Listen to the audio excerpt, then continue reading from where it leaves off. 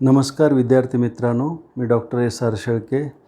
आज आपण professional firm अकाउंटवरचा problem या ठिकाणी घेत आहोत. तो प्रॉब्लेम मी आपणाला वाचून दाखवतो. Mister Sachin is a solicitor. His trial balance at the end of first year of his practice on 31 March 2018 was as follows. Trial balance, particular debit credit, office rent debit balance rupees 80,000, office salaries debit balance 1,20,000, office expenses debit balance 14,000, furniture debit balance 2,40,000, law books debit balance 1,20,000, profit cost credit balance 5,20,000, client for cost 86,000 debit balance, client for disbursement debit balance rupees 48,000, cash in hand debit balance 32,000, bank balance into bracket client 90,000 debit balance आहे. bank balance into bracket office debit balance 1,70,000. Drawing and capital. Drawing आहे 1,40,000 आणि capital आहे 6,20,000.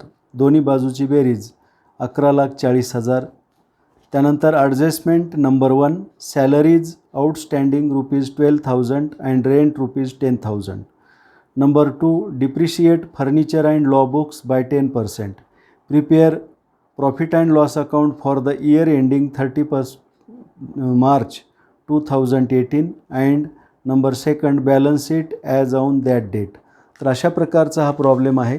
हा problem आता आपणाला या ठिकाणी सोडवायचा आहे. आता सोल्युशन करण्यासाठी मी या ठिकाणी हे म्हणजे profit and loss account open केलेलं आहे आणि balance sheet as on 31 March 2018 अशा पद्धतीने या ठिकाणी ओपन केलेलं आहे. पहा, तर आता आपण सोल्युशनला सुरुवात करूया.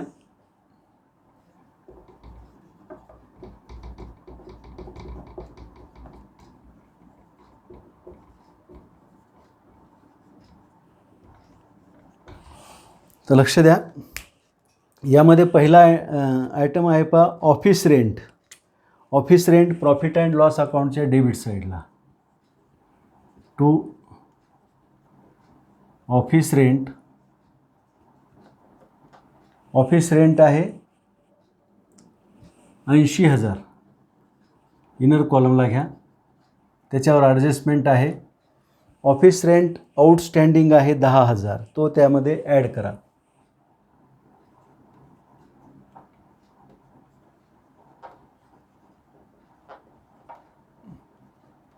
$10,000 टोटल होईल 90,000 ऑफिसचा रेंट.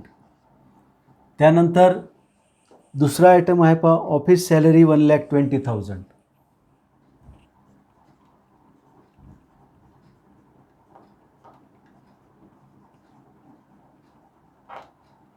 $1,20,000 इनर कॉलमलाच लिहिलेलं आहे कारण याच्यावर ॲडजस्टमेंट आहे. आउटस्टँडिंग सॅलरी आहे. आउटस्टँडिंग सॅलरी दिलेली आहे पहा 12,000. 12,000 रुपये त्यामध्ये ॲड करा.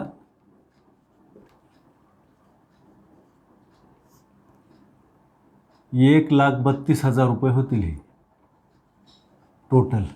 आणि हे जे आउटस्टँडिंग रेंट आणि सॅलरी आहे ती बॅलन्स शीटच्या लॅबिलिटी साईडला आपल्याला ते लिहावं लागेल. तर या ठिकाणी बॅलन्स शीटच्या लॅबिलिटी साईडला इथे लिहितो मी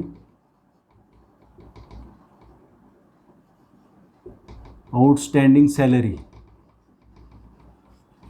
आउटस्टँडिंग सॅलरी 12,000. त्यानंतर हे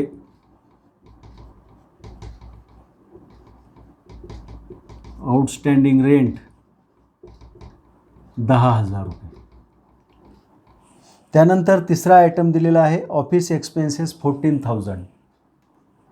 टू ऑफिस एक्सपेन्सेस 14,000 14,000 रुपये. आता याच्यातून काही मायनस वगैरे करायची गरज नाही, कारण त्यांचं पहिलंच वर्ष असल्यामुळे मागचं किती म्हणजे क्लायंट डिस्बर्समेंट अकाउंटचं बॅलन्स किती होतं, ट्रायल बॅलन्समध्ये किती होतं आणि ॲडजस्टमेंटमध्ये किती सांगितलेलं आहे असं काही या प्रॉब्लेममध्ये नाही. त्यामुळे ऑफिस एक्सपेन्सेसमध्ये दुसरं कुठलंही इन्क्लूड नाही. 14,000 रुपये हा ऑफिस खर्चच आहे, तो डायरेक्टली लिहून टाका. त्यानंतर फर्निचर आहे 2,40,000. बॅलन्स शीटच्या ॲसेट साईडला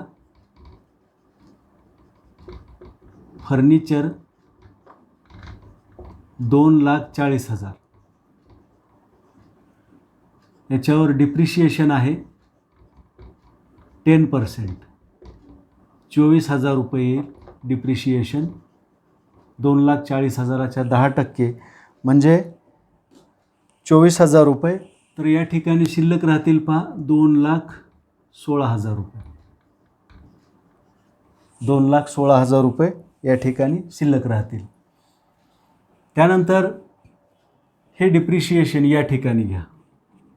to depreciation on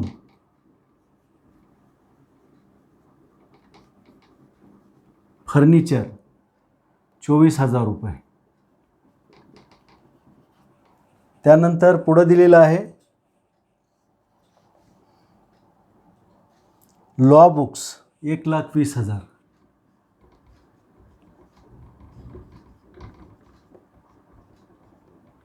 law books 1,20,000. याच्यावरही ॲडजस्टमेंट आहे. 10% डिप्रिशिएशन आपल्याला आकारायचं आहे. 10% म्हणजे हे 12,000 रुपये डिप्रिशिएशन होईल. आणि हे 12,000 मायनस केल्यानंतर या ठिकाणी शिल्लक राहतील 1,08,000. आणि हे 12,000 प्रॉफिट अँड लॉस अकाउंटच्या डेबिट साईडला डिप्रिशिएशन ऑन लॉ बुक्स 12,000 रुपये. त्यानंतर पुढचा आयटम आहे पहा profit cost. Profit and loss अकाउंटच्या क्रेडिट साईडला by profit cost 5,20,000. Profit cost 5,20,000 घेतलेलं आहे आपण.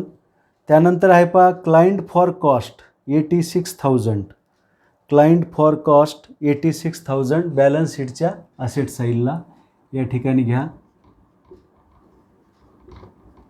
Clients for cost 86,000. आता चालू वर्षामध्ये मिस्टर सचिन ॲडव्होकेट सचिन यांचे 86,000 त्यांच्या क्लायंटकडून येणे आहेत. आलं लक्षात. जसं आपल्या ग्राहकाकडून येणे असलेली रक्कम डेटर्स म्हणून आपण लिहितो, तसं हे क्लायंट फॉर कॉस्ट म्हणजे डेटरकडून येणे असलेली रक्कम किंवा आपल्या ग्राहकाकडून येणे असलेली रक्कम म्हणून ते ॲसेट साईडला आपण हे केलेलं आहे.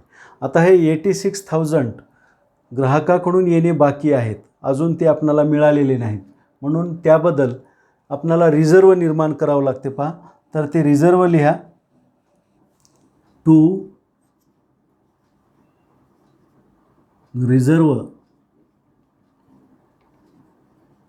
Reserve for outstanding cost.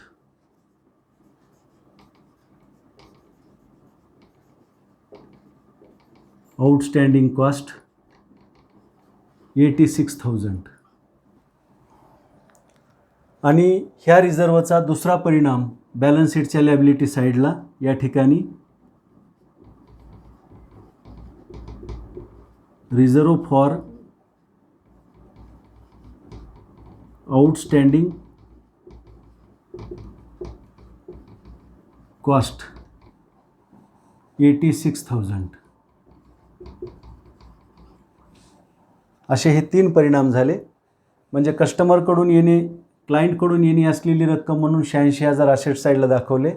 त्या 86,000बद्दल येणे बाकी असल्यामुळे आपण रिझर्व निर्माण केलेलं आहे आणि हे रिझर्व आपण या ठिकाणी बॅलन्स शीटच्या लायबिलिटी साईडला असे 3 परिणाम ह्या 86,000चे या ठिकाणी झालेले आहेत. त्यानंतर क्लायंट फॉर डिस्बर्समेंट 48,000. बॅलन्स शीटच्या असेट साईडला. Clients for disbursement account 48,000. त्यानंतर पुढं दिलेलं आहे पहा कॅश इन हँड 32,000. असेट साईडलाच लिहा कॅश इन हँड 32,000. त्यानंतर पुढचा पॉईंट आहे बँक बॅलन्स. तर ह्याला लिहा cash at bank. Cash at bank यामध्ये क्लायंट 90,000, क्लायंट्स 90,000. त्यानंतर ऑफिस 1,70,000, ऑफिस 1,70,000 रुपये या ठिकाणीच लिहा. त्यानंतर पुढं दिले पहा ड्रॉइंग अँड कॅपिटल. तर कॅपिटल बॅलन्स शीटच्या लायबिलिटी साईडला आपण घेऊ. या ठिकाणी कॅपिटल इनर कॉलमला घ्या 6,20,000.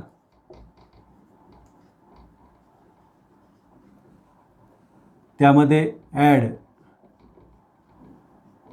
नेट प्रॉफिट अशी तरतूद करून ठेवा आणि जी रक्कम येईल त्या रकमेतून ड्रॉइंग मायनस करायची आपल्याला. ड्रॉइंग आहे 1,40,000 रुपये.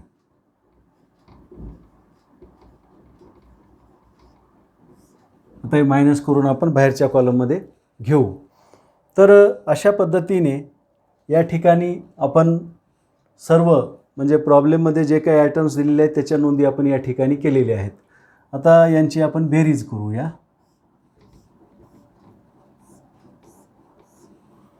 $5,20,000 प्रॉफिट अँड लॉस अकाउंटच्या क्रेडिट साईडची बेरीज 5,20,000 ती डेबिट साईडला आपण घेतलेली आहे. आणि या ठिकाणी प्रॉफिट काढा. तो प्रॉफिट येईल पहा 1,62,000. या ठिकाणी 2 ह्याला लिहायचं नेट प्रॉफिट.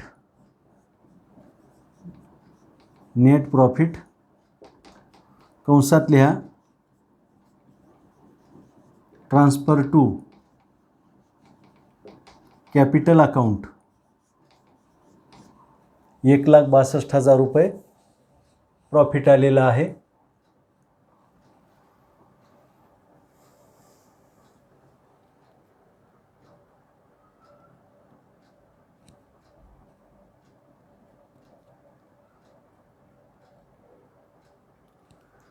हा 1,62,000 नेट प्रॉफिट बॅलन्स शीटच्या लायबिलिटी साईडला कॅपिटलमध्ये ॲड करायचा आहे. 1,62,000.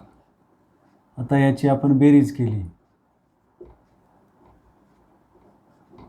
टोटल कॅपिटल झालं पहा 7,82,000. तर ह्या 7,82,000तून ड्रॉइंग मायनस करा 1,40,000.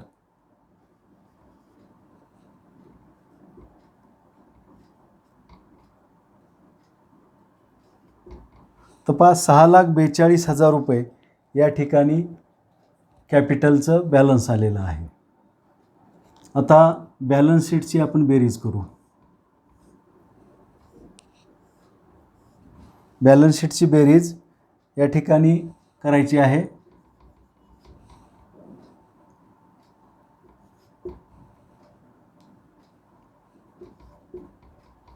$7,50,000 आणि हे 7,50,000 रुपये या ठिकाणी बेरीज आलेली आहे पहा बॅलन्स.